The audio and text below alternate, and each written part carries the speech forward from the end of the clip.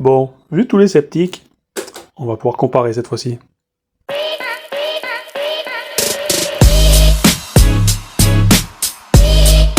Donc l'équilibreuse manuelle statique qu'on a vu dans la dernière vidéo, et la toute nouvelle qui vient d'arriver, une équilibreuse dynamique, comme dans les garages quoi. Bon bah du coup ce qu'on va faire, on va comparer les deux. Alors avec des petits schémas, on va essayer de comprendre c'est quoi la différence entre l'équilibrage statique et dynamique. Donc là dans un premier temps, on a un axe, avec un poids d'un côté, un poids de l'autre. Celui-là est plus loin que celui-là, donc plus de poids de ce côté. Si on le met à la verticale, forcément, la balance, la statique elle va se mettre comme ça, on est d'accord. Celui-là maintenant, on est équilibré, mais on n'est pas centré. C'est-à-dire que là, on a un centre de gravité qui est à peu près par là. Mais si on le met sur l'équilibrage statique, il se passe rien, puisque là égale à là. L'équilibrage dynamique, c'est quoi? En fait, c'est s'arranger pour qu'on est tous sur le même plan. En gros, là, supposons que là, on a le balourd du pneu. C'est le pneu un balourd. La jante a un balourd, là, par exemple. Si les deux ont la même valeur, et sont en opposition parfaite, ça s'annule. Mais supposons que là, si on fait une vue de devant, on est un balourd ici, et l'autre ici.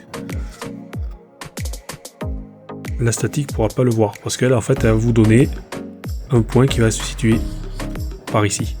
C'est pour ça qu'il va falloir faire plusieurs essais avec la statique pour mettre d'autres plans par exemple par là, pour compenser ce qui a été mis là. Donc du coup la dynamique elle fait quoi? Mais quand votre roue elle tourne, et bien vient calculer ce qu'il faut ici et ici. Ou si on est par exemple dans un cas comme ça, avec un balourd ici et l'autre à 120 degrés, et bien, pour équilibrer là et là. C'est pour ça qu'une équilibreuse statique, vous n'aurez jamais les poids au même endroit. C'est-à-dire que là, le suivant, et bien, vu que vous auriez un point bas là, je pense que le suivant serait par là. Donc du coup, un équilibrage statique ne sera pas obligatoirement équilibré en dynamique, mais un équilibrage en dynamique est obligatoirement équilibré en statique.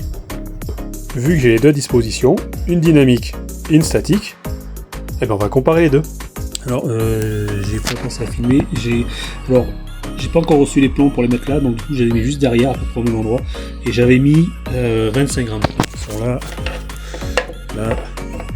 ouais c'est ça, 25 grammes. Donc là j'ai rentré les données, donc on va voir, du coup comme j'envoie les plans, normalement on va retrouver quelque chose près. Les 25 grammes.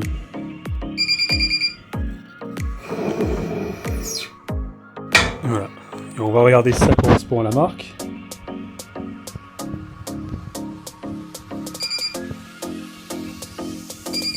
Tac. Et la marque, elle est ici. Donc, finalement, l'équilibre statique, elle était pas si fausse que ça.